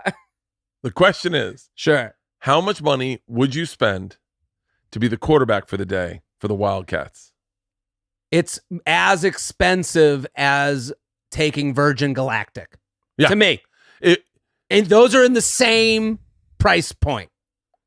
I'm going to the moon. I'm playing quarterback in a pro football league. And the defense knows we just need to hurt this guy enough so that we get to the regular quarterback and we can have a real game. Yes. And you're like, You're in until you tap out. yeah. You can I'm be done. Yeah, Like until you would see guys get in the huddle and how shit great their would it pants be? and leave. How great would it be if you're like, they're like, uh-oh, they're on the 1 yard line. Looks like Dave from Honda's coming in. He's pulled his red card. He's coming in for 3 plays this game. Looks like he's going to try to run it in. The offensive line isn't even blocking, Bill. I mean, it would be Mike Bloomberg. It's just some rich dude. dude. We were laughing, and you know, Bill's so just the way his brain works. He can't shut it off. Yeah. And the whole time we were just dissecting how to make this league successful. More stunts, more fun. I'll tell you, the first time I met Burr, he obviously doesn't remember, but I was at Stand Up New York and I go up to him and I was like, Like you kind of just want to like say hi. I just want to be like, and I was like, hey man, I'm from, I just want to introduce myself. I'm a big fan. I'm from outside of Boston. Also, just want to say what's up. And he goes, didn't we meet? And I was like, no, I just want to say what's up. I want this interaction to be over. Like, I just want to like give my, like, thank you and goodbye. And he goes, didn't I meet you at Gotham? And I was like, no, but thank you. I'm probably certain I would remember this. Yeah. And he goes, I didn't meet you at Gotham. Like, I'm like, no, but it's nice to meet you. And I'm like trying to like get, and he goes, should have just went with it. I was like, oh, okay. Should have just went with it. just went with it. I was like, all right, fuck up. Yeah, he's a fun dude to be around. Yeah, I'm sure. I get a kick out of him. I'm so. Yeah, fucking. We should pivot and change subjects because all I can think about is the thing that I asked I know, him to edit out. It's a fantastic. I think. But yeah, but I saw your Joel Osteen. I definitely go to Joel Osteen. Just the idea of going to a Joel Osteen thing and like the fun of it is not giving away that you're there. It's just going. Making fun of it. By the way, the fun of it for me would be opening my heart to Christ. Well, amongst other things. I get high as fucking go, man, let's see if I have a fucking life-changing spiritual something moment. happens. Fuck yeah, dude. I'm not a cynic. Like, I'm cynical by nature of being a comic. You hear something and you automatically go, hold on. I'm going to put a pin in that, do some research. Whatever I feel like the popular opinion is, I'm immediately taking the other angle. Sure. You're looking at it, with an eye, but yeah. But also the unpopular angle to a certain point is Joel Osteen's got a lot of good stuff to say. The unpopular angle is can I give my heart to Jesus? Sure. Like, can you? Can I? Can you? There's a. I like a lot of his teachings. I think some of them are a little arcane, but Sure. He's got. Well, listen, all religious stuff, like the amount it gets now, it's like crazy that like when a Jew dies, Jews nail death. Jews are good at it. Like they've put together. Wait, I don't even know what Jews do for death. So, as a Jew, I know very little. Yeah. But from what I know, this is going to sound like the worst explanation ever. We eat a bunch of food and we just say hi. No, I like we fuck a challah. Just come up with this horrible. Some rabbi's head explodes while he's listening. We take one virgin into a room. Yeah, we take our hats off so you can see our horns, and then we just rub her with money. And so Jews bury you very quickly. So Really? The minute you die, like if it's not the holiday, if it's not the Sabbath, you're getting in the ground. So like next day. Nice, I like that. And then you have the Shiva call, which is 5. Some people I think say 7.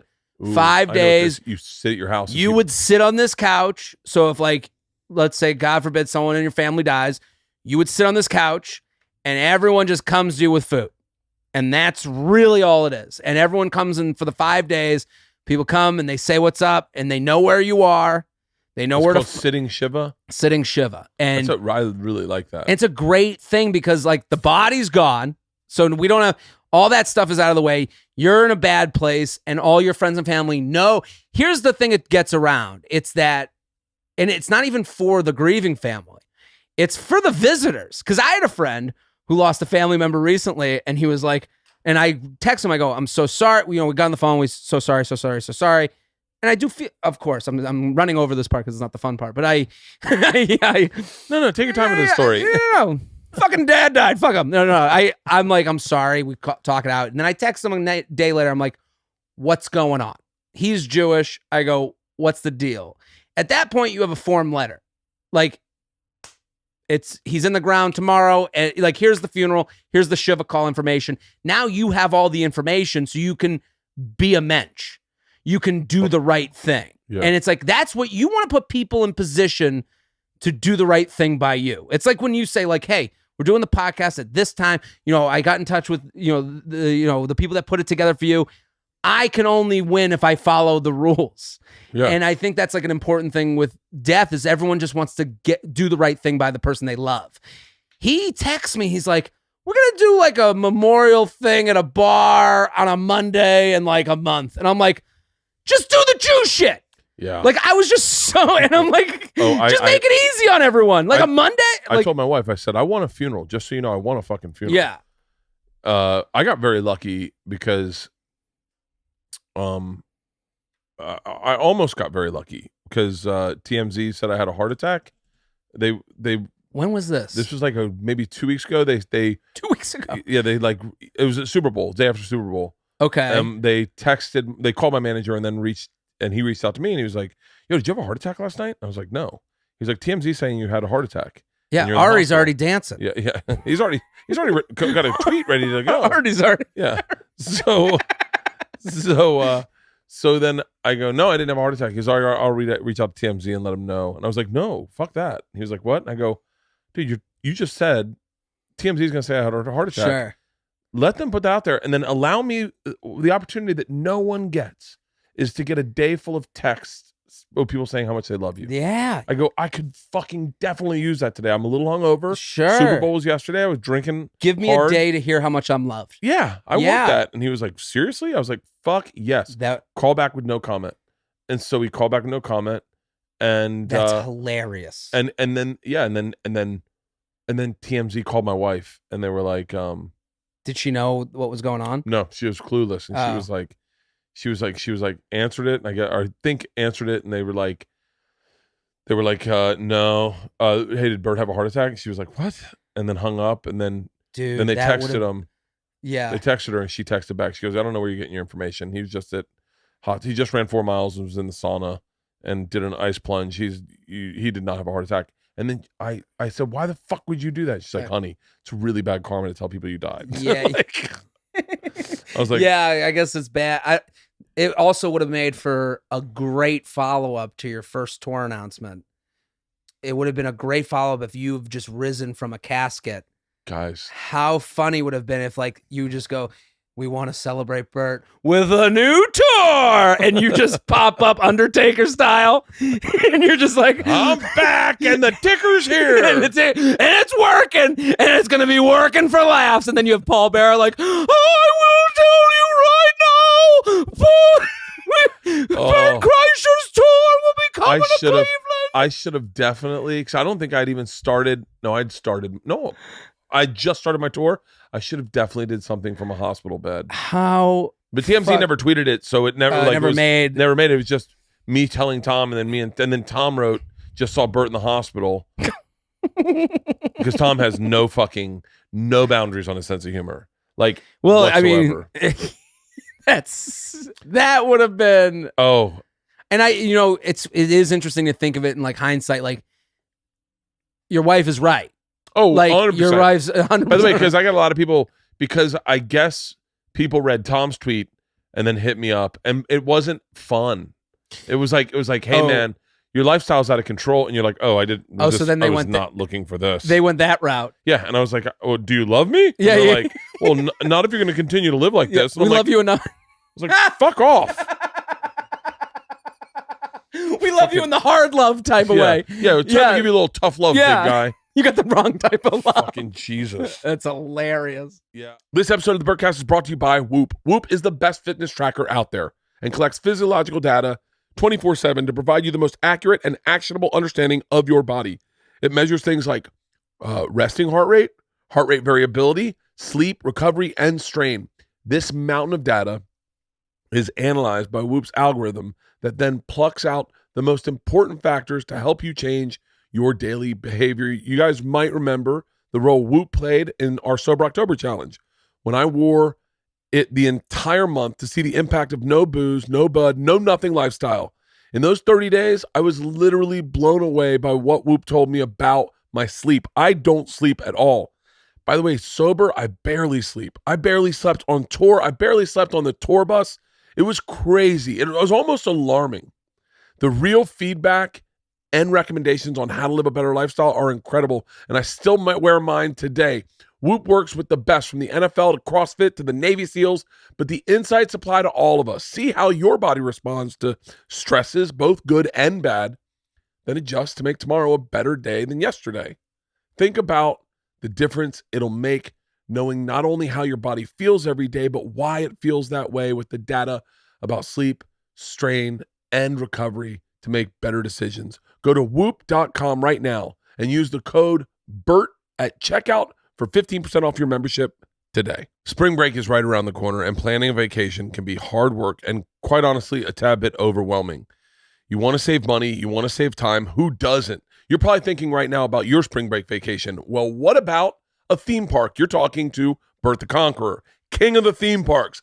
King of the theme parks. And I just found out about Undercover Tourist. You need to know about them if you're planning a theme park adventure vacation. Undercover Tourist can save you significant time and money. These are the exact same tickets to theme parks that you know and love. Save up to $145 on each theme park ticket.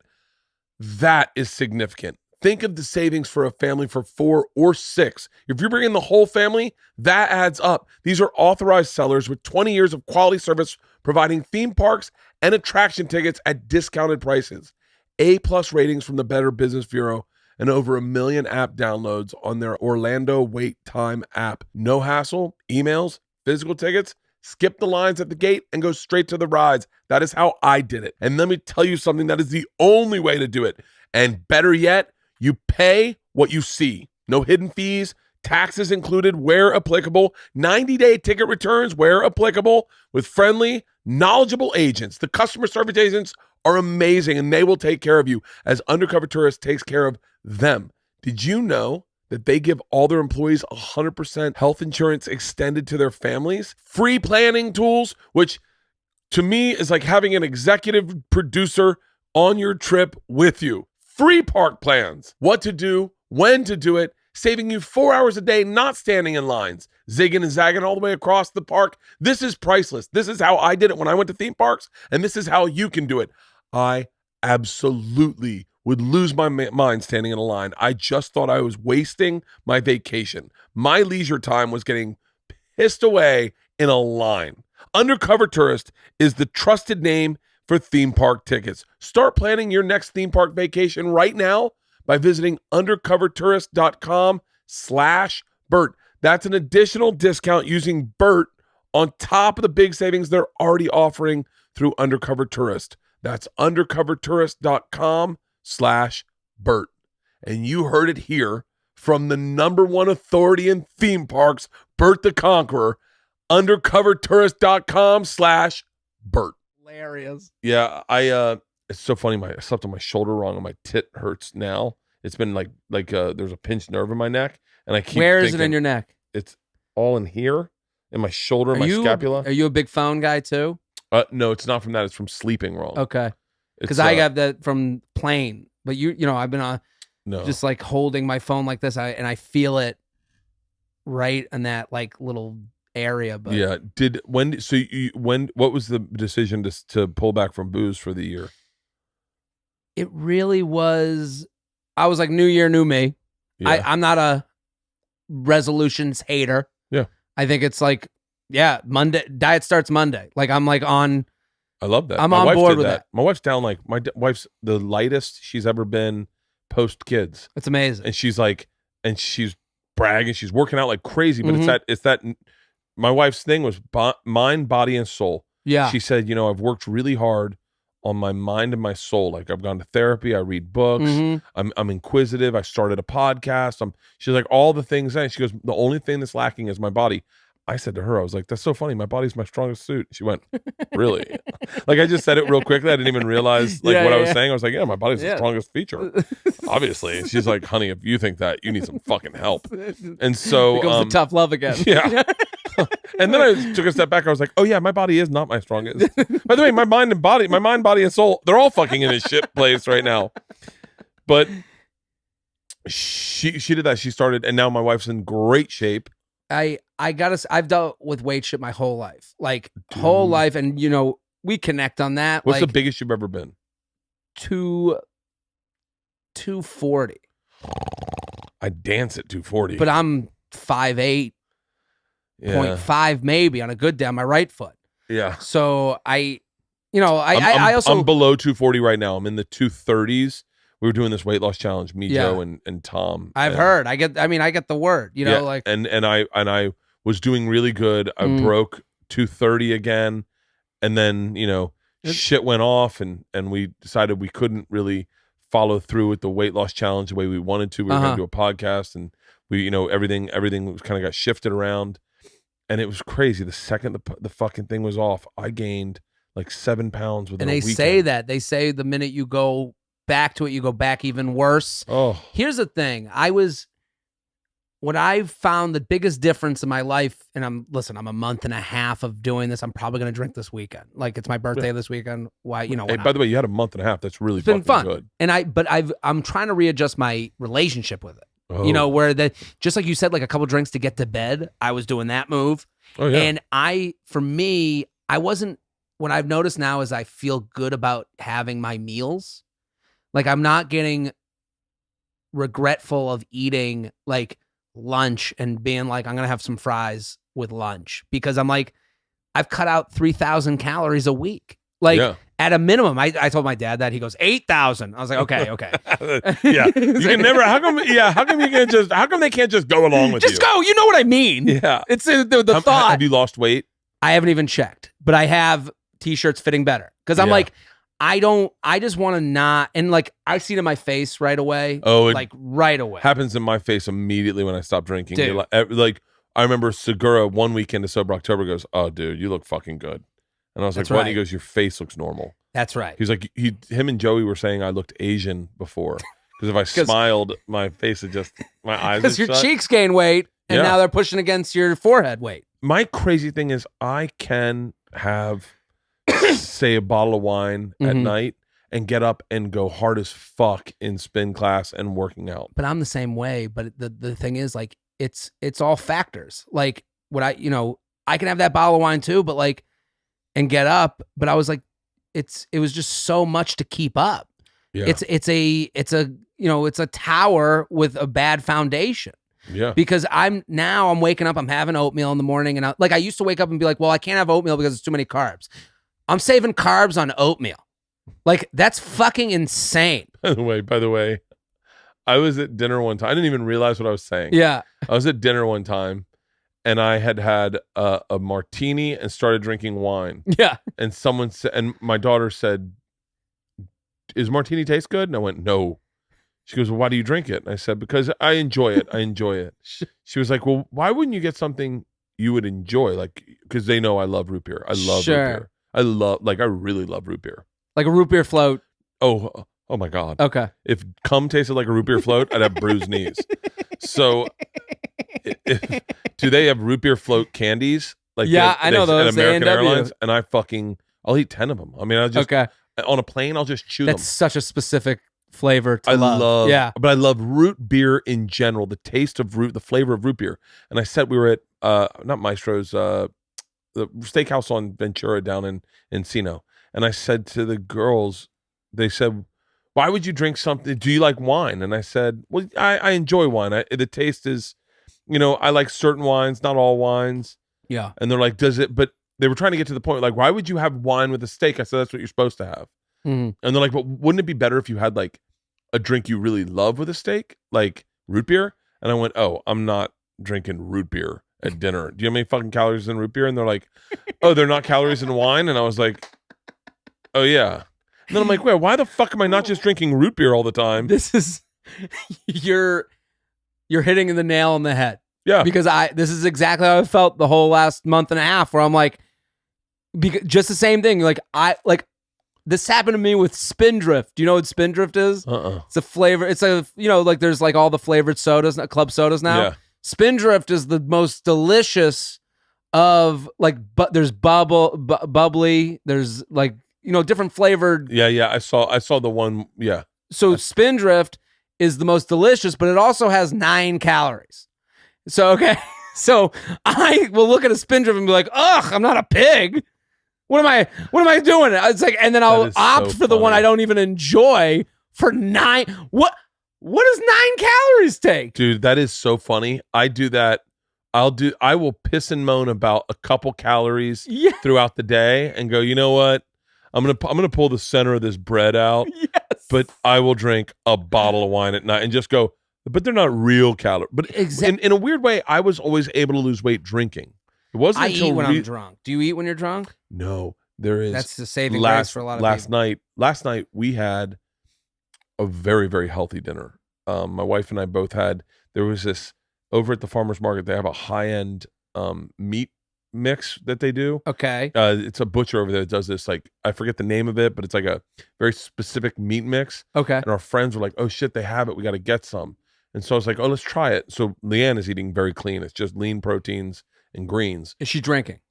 No, Leanne doesn't need to drink. She's Okay. fucking, her brain doesn't, she's dead inside.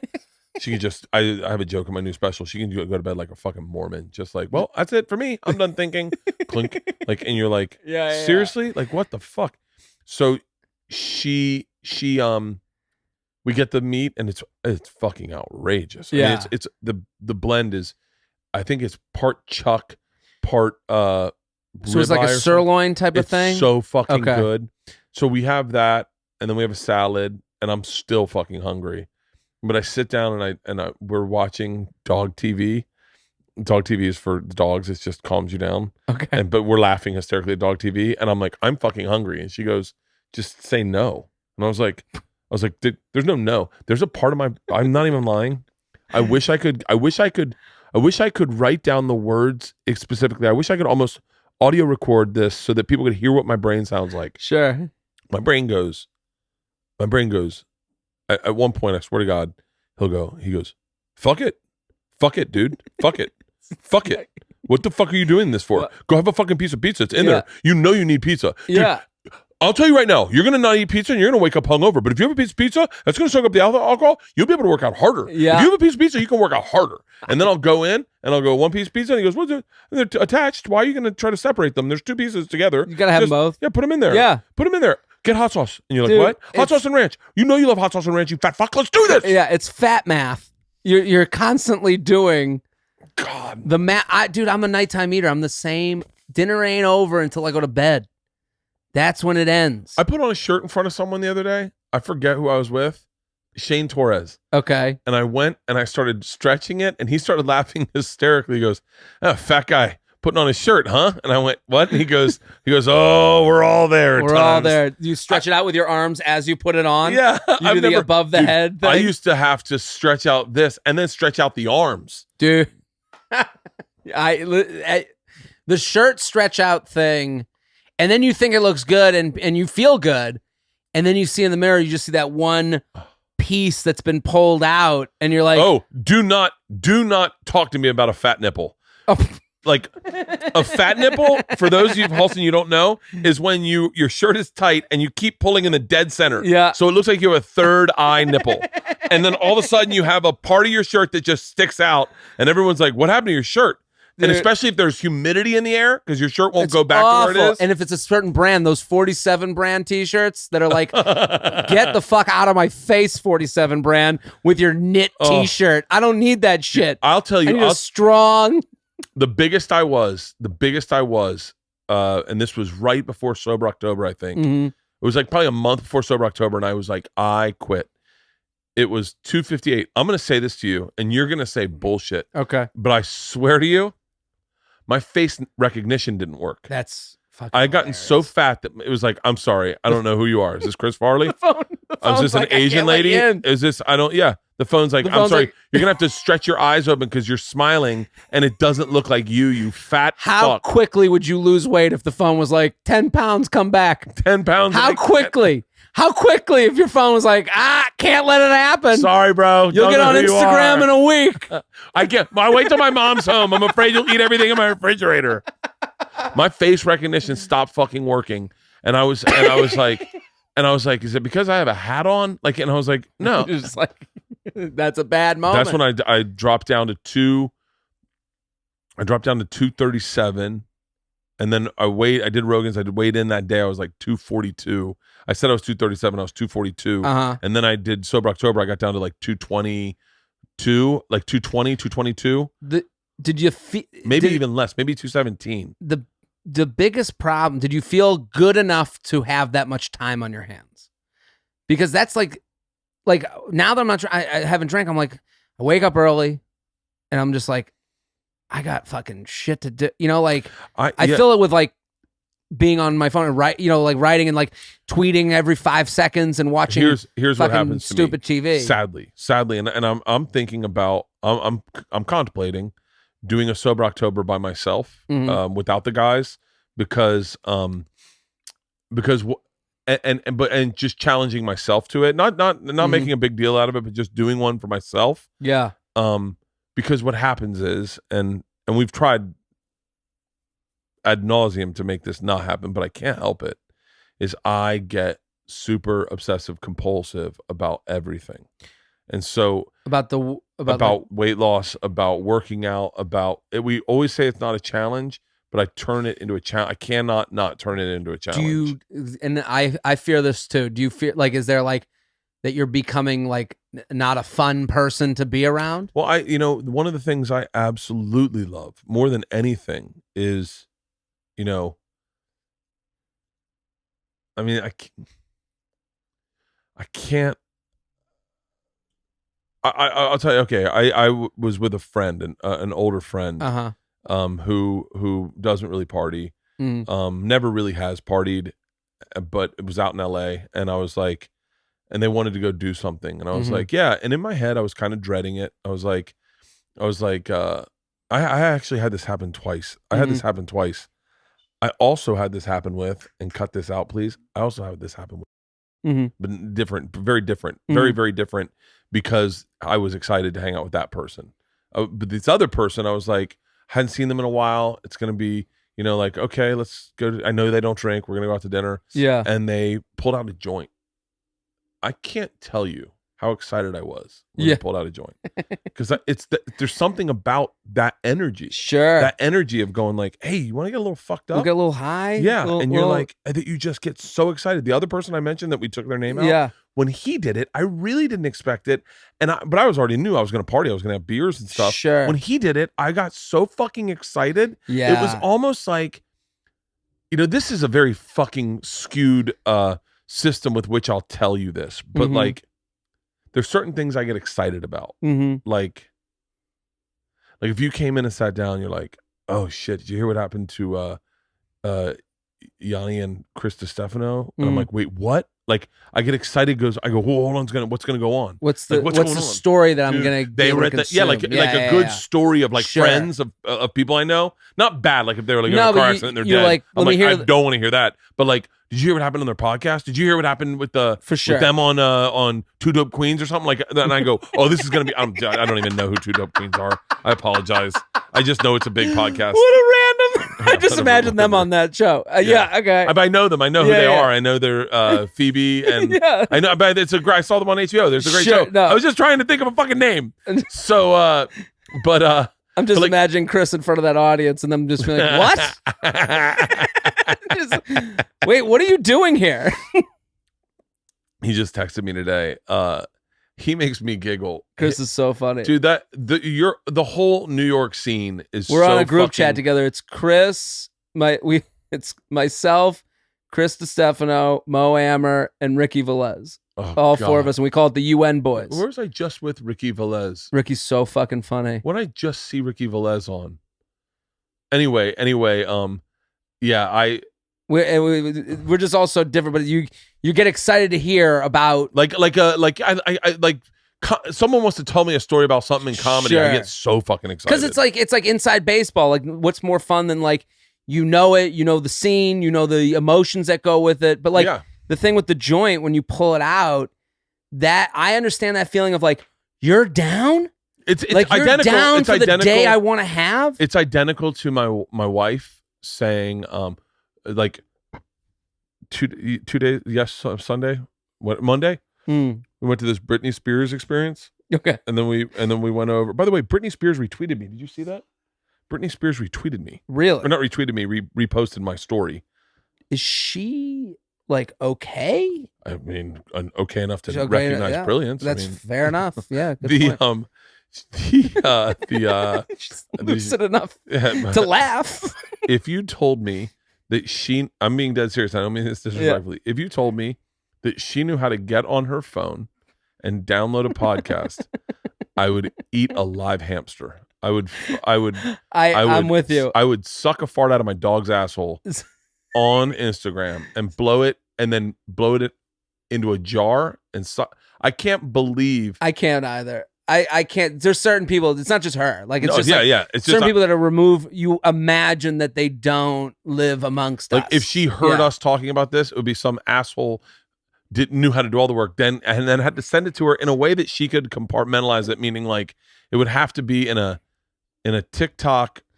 I don't know. I don't know. I don't think like there's people that are above email. Like, I would. By the way, I would love. I got to be really honest. Sure. I would love to be in Britney Spears' situation where she's in a conservatorship. Is that what it is? Someone else runs her money, No, everything, right? Runs like her she's not cell her own. phone, She's not runs her own cell phone. parent, right? She's like someone's like her, basically her like parent right now. I think right? someone Is was that- like, listen, man, you talk wild sometimes. Let's make sure we don't lose this fortune. And they're like, are you cool with that? Like, if that's what it is, that's the best case scenario. We don't know what it is, but if well, all I know is I see people going free Britney. But I Yeah. gotta be honest with you, I would love to be in a situation where people are like, free Bert. well, And Leanne's like, nah, fuckers, you don't know him. no, Like you got to hear the way he talks. but it's so funny because the Free Britney people are assuming that she's in a prison of her own home. She's in a mansion. She's with But her kids. That's the thing. She's got family. Maybe she She's looked in at them. love. Maybe she looked at them and was like, "You guys, I trust you. You take care of this. Yeah, I'm going off to I guess. Brittany Island, and I'm going to live a life with my kids. Like that's And the be best case happy scenario. as Yeah, fuck. and it might be good. You Yeah. know, if you put me in that and they're like, and I was like, okay, hold on. These are the rules. Mm, You can't tell me when I can't drink. sure. You can't tell me when I can't smoke weed. Yep. And then I don't have to worry about money. And by the way, you'll come to me and be like, hey, Bert, listen, we've got you a weekend in Vegas. Yeah. And you're like, oh, yeah, done. Done. Like, cool. You know, we're going to be around you. We're going to Sure. be keeping an eye on you. I was like, yeah, I'm fine. No, that's Private jet? And they're like, private jet? You're like, Yeah. 100%. I never have to open a bill. Yeah. Game on. You're I don't telling have me I don't have to ever worry. You know, I would argue. I would argue, and this is my brain, I would Mhm. argue 50% of the people listening to this would love to be in a conservative ship where they're like, I don't have to worry about money anymore. I don't have to worry Sure. about anything. All I get to do is just work out in the morning, have someone make me lunch, Mm-hmm. hang out with my kids, go to the pool, I put on an outfit, take a picture of it, put it on Instagram, then go out to dinner with my think boyfriend. this is the community that my parents live in Florida. I think this is what they're doing right now. What were we talking about before this? Oh, anyway, Oh. this is my favorite feeling in the world. We go to this Britney thing, which is really Mhm. fucking fun, and then we go over to the Grove. And I haven't been to the Grove in a while, but the Grove I associate hardcore with day drinking.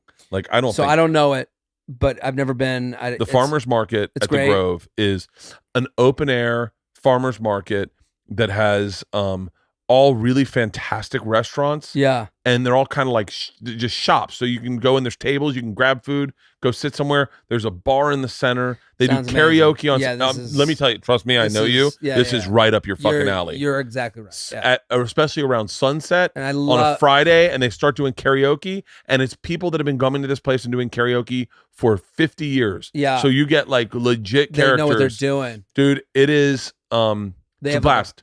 See that 4 o'clock drink to 6 o'clock. It was 3:30, and we Yeah. sat down. The golden And hour. I said, what are you guys going to get to drink? And my buddy Tom Nuskura, my other buddy Tom, said, I might get a glass of champagne. And I Oh, went, by the way, I'm salivating right now. I'm getting. I went tingles. through the know. list of things I don't normally drink Yeah. to find something I would enjoy that would be representative of the lighting Totally. and the energy and the atmosphere. Totally. And I said, I'll take a glass of rosé, please. there you go. Who has rosé? Boom. That is a perfect. No one can argue an afternoon glass of rosé. Not if they do, they should be. Their life should be ended right there. and then. Yeah. Now listen, If you're against rosé at 3:30 on a beautiful day when the sun's kind of Yeah. hitting that moment where everyone's skin looks great, get out of my country. You should be out. Yeah, I agree 100%. Now I will always argue there is an hour with which ordering it south of that hour is really risky. Like whenever I see people getting white wine in the morning, I'm like, ugh. I mean, I get it. Like, just say a Bloody Mary so like we can all go, oh, you don't have a problem. It's a breakfast drink. Yeah, I even understand a beer in the morning, but Sure. but white wine in the morning, red wine in the morning, I'm like, you're a fucking lunatic. There's something off about you. Yeah. Get a mimosa, you fucking animal. You need Britney's treatment at Red Wine in the morning. Of course, they're sitting next to me as I go. I say this so quickly now that I know that I say it like an alcoholic. Double Tito's soda, big glass, no lime. Can you say that one more time? Double Tito's and soda, big glass, no lime. You want soda? Yeah, big glass, no lime. Pint glass. Pint glass. I want to get a pint glass. Dude, that's where we really hit it off. Yeah. Pint glass of Tito's. I go lots of ice. Lots of ice. Lots of of ice. soda. Lots of soda. Yeah. I want it cold till the end. I don't want watered Tito's at the end. No, I want freezing cold throughout. I order my iced coffees the same way. Lots of ice. I love ice. I said I was in a hot spin today, and I bring a 64-ounce like a water jug in, like a Nalgene type of shit. Yeah, I have 64 ounces, like a gallon of water. Like those, I bring in those lifters and stringer tanks. Yeah. Just walking around with And this girl says to me, "Holy God, where do you get one of those?" And I was like, "I have no idea. I got 4 of them." And she was like, "You alcoholism?" She's like, I was like, "By the way, you want to come and see tumblers at my house?" So she goes, "What is that all water?" I said, "Yeah, I'll drink it the whole thing and spend today." She was like, "God," and I was like, "Yeah." I said, "Well, I like lots of ice." Like I'm defending it now. I go, "I like lots of ice," and she goes, "Really?" And I was like, "Oh, so like a lot of it's filled with ice, and then I like to chew ice." Sure. And then of course, this has been my problem since I was a child. I take what should be a in and out, over and done casual conversation, and I take it one step level, and I go, "I could never live in a third world country." She's like, "I didn't know the conversation was going this long," and I was like, "Yeah." I'd be like, "Drinking water out of a bucket? I need crushed ice, please." Yeah. And she was like, I'm going to the bathroom now," and I was like, "All right, I'll talk to you later." She's like, "I'm going to go adopt someone because you just reminded me that people don't have water at this type of at arm's reach." Dig a well. Come on. What kind of loser? Who wants tap water? Fucking Todd Glass is like that. Is you can if you make he came over and I made him what I believe was a perfect glass of ice water, and he went and I put it right there. And by the way, it's like certain people I have these great pint glasses. Sure. And Isla's this way. Like if you make her a good glass of ice water, she'll take a look and appreciate it and be like, "Thanks." Yeah, this is a big deal to me. Dude, I'm ice with you. Is a really big deal, and Huge. we just bought a new house and we're planning things out. Ice maker? I said I need an ice maker, and Leanne's like, "Oh yeah, we're gonna get one." I said, "Whoa. You got to decide on the type of ice." Yeah. No, this is a big deal. What kind of? We don't just glaze over that decision. You're not gonna go in all willy nilly going, "Yeah, that'll fit." No. Do you want the cubed? I will build our kitchen around the style ice maker. You couldn't be more right. This is crazy. When I see like when I see ice that's like ill-formed, get out of here. I like you're an American Airlines guy. Yeah. I'm a Delta guy. Great ice that they have a shaped ice that's the long sliver type that's slippery. Where it's like these. Yeah. And they come in cones or like not cones. They come in a honeycomb like pattern. Like they're like 8 of them coming together and they got to break them up.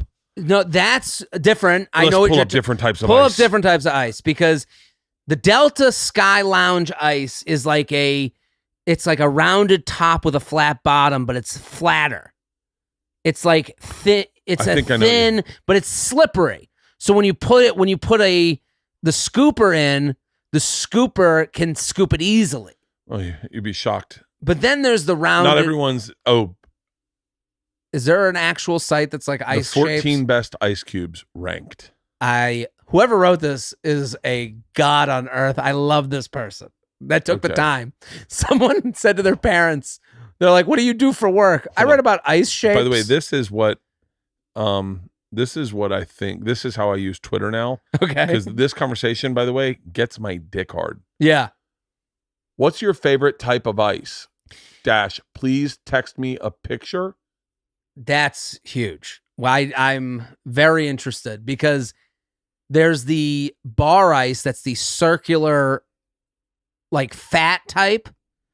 And it's like I know what I'm looking at in my head. I've never explained ice before. I guess I know crushed ice. Well, you got crushed ice, then you got cubed. like what I like to call the 1980s suburban ice, which is like a half moon. It's like a half sunset where it's like curved on the top and then straight here. I think that's what I'm talking about with the Delta ice, because that's the one that scoops easily. It's slippery. I mean, it's always funny to me because when I started doing comedy, I'd be like, "Hey, you have to get like the drink to do the open mic." Yeah. And I remember when I started, I thought everyone was like be funny guy. Like I didn't think This is.